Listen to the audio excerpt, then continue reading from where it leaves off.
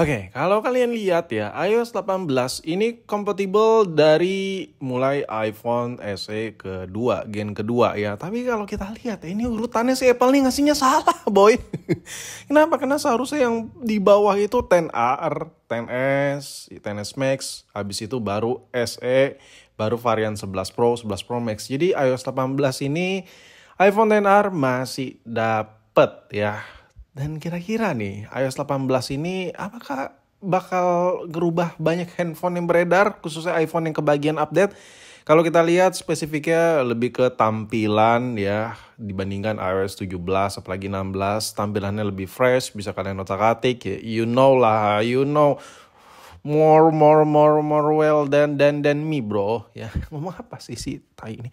Intinya gini, lu kalau beli iPhone sekarang dan lu dapetnya iOS yang terbaru, nah itu tuh ada perbedaan men. Ada perbedaan gak hanya dari interface-nya aja, melainkan dari sisi performanya dan daya tahan baterainya. Kenapa? Ayo gue coba bahas di video ini. Maka lu tonton video gak jelas ini sampai tuntas. Oke. Gue kemarin coba update iOS paling baru di iPhone SE. Ya, ini adalah iPhone lumayan paling bontot, paling jadul yang kebagian update iOS terbaru. Tapi iPhone SE gen kedua ini masih powerful, chipsetnya masih oke, ya kan? Dan kameranya masih oke. Jadi menurut gua antara performa ditambah updatean terbaru, ditambah kameranya juga masih jos, kayak nggak ada titik berat. Oh, ada satu poin lagi yang kelewat sama gua, ditambah lagi yang harganya cheap, murah. Kayaknya si iPhone SE 2020 ini masih belum bisa gua bully di tahun ini, boy. Jadi kalau lu nanya iPhone yang paling worth it, kalau lu nanya juga, bang, gua pengen coba pakai iPhone nih, gua selama ini pakai Android. Nah, tapi dana gua miskin kismin kere hore ya.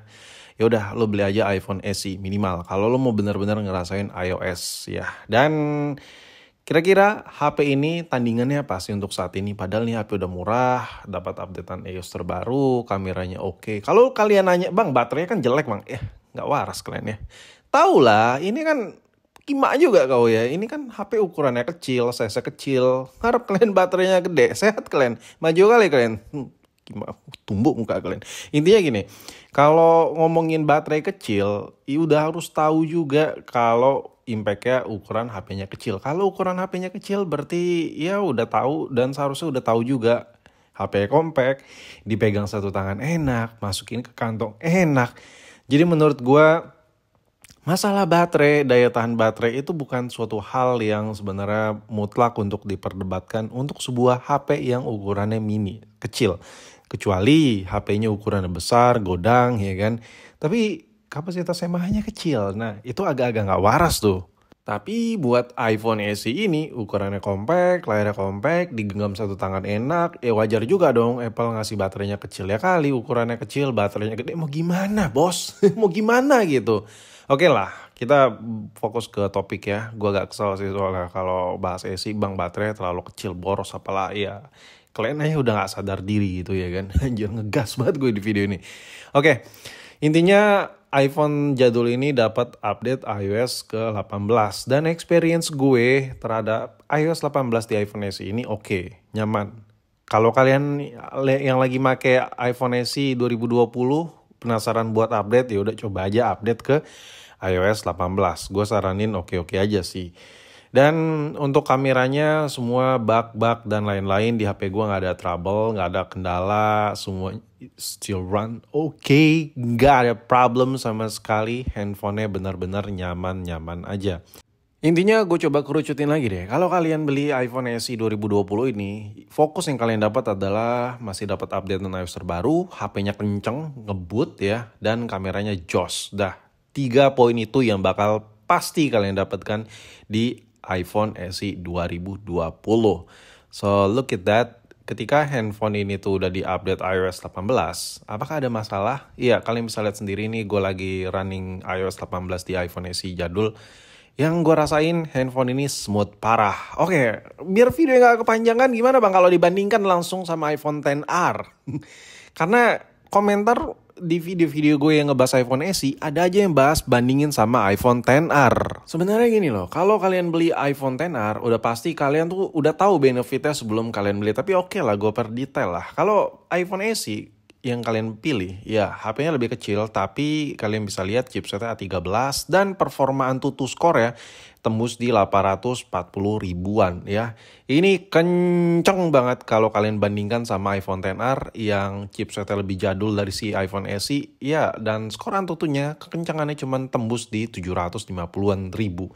Lu bayangin, iPhone SE skor AnTuTu-nya 840 ribu sedangkan iPhone XR cuma 750 ribu. Selisihnya lumayan jauh. Jadi kalau ketika kita update iOS terbaru, jelas iPhone SE 2020 menang kemana-mana. Kemana-mana lebih menang ya. Ini percaya deh, trust me. Kalau kalian nanya masalah kamera, ya kalau buat kamera file mentahnya gue lebih dukung sebenarnya di iPhone XR. Karena modul basic itu dia versi upgrade ketimbang iPhone SE 2020 bahkan SE ketiga sekalipun. Kenapa? Karena basic dari SE itu kameranya dari iPhone 8. Sedangkan XR itu modulnya gede banget. Cuman hasil jadinya processing image ya ataupun video quality hasil proses dari saat lu rekam, iPhone XR ini kalah sama iPhone SE. Ibarat kata gini, kalau ngomongin kamera ya, ini jarang banget dibahas sama YouTuber-YouTuber lain. Kalau memang buat hasil mentahnya, hasil terima jadi tanpa kalian edit, SE itu menang hasilnya. Tapi kalau hasil mentahnya banget ya, harus kalian edit lagi, itu iPhone XR lebih jos. Noise-nya lebih minim karena modulnya lebih besar, sensornya lebih besar, sensor kameranya.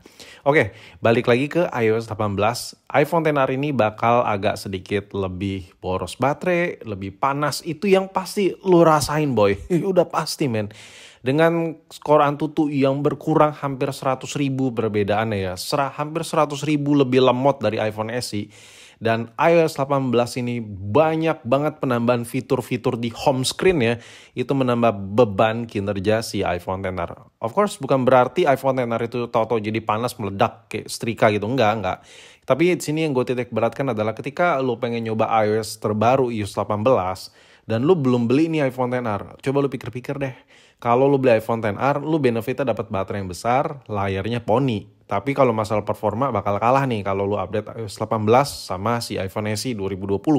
Sedangkan iPhone SE 2020 kalahnya layarnya kecil, baterainya kecil, tapi performanya kenceng banget. Jadi kalau buat feel iOS 18, kayak gue lebih support di iPhone SE 2020. I know ini masalahnya layarnya masih dimensi 4,7. Banyak apps yang tak support. Iya, gue tahu itu, gue tahu. Tapi permasalahannya gini men, iPhone XR ini performanya itu beda jauh banget. Kalau kayak cuma 50 ribu, 30 ribu skor AnTuTu-nya ya. Chipset A12 yang ada di XR ini masih bisa kita terima lah. Ya udah lu mendingan ambil XR aja lah. Karena apps developer apps itu pasti lebih fokus ke dimensi layar yang udah poni-ponian dan si Pukima Dynamic Island ketimbang layar diagonal 4,7 inch yang udah zaman dinosaurus. Gue yakin ke situ ya developer app itu kalau nggak buat apps baru ya kan, ada updatean atau APK baru, udah pasti ke situ. Sedangkan dimensi diagonal 4,7 inch yang ada poninya ini udah pasti mulai ditinggalin.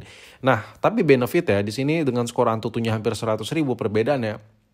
Gue rasa kalau ada apps yang tidak terlalu enak dipandang, enak dilihat dengan dimensi layar ini, mungkin agak ada di crop ya kan, karena dianaktirikan masalah dimensi layarnya, seharusnya kalian bisa terima lah kayak gitu. Dengan benefit dikasih performa yang jauh lebih kenceng daripada iPhone XR. Jadi menurut gue ya, kesimpulan gue, kalau kalian pengen nyoba iOS 18, lebih worth it iPhone SE 2020.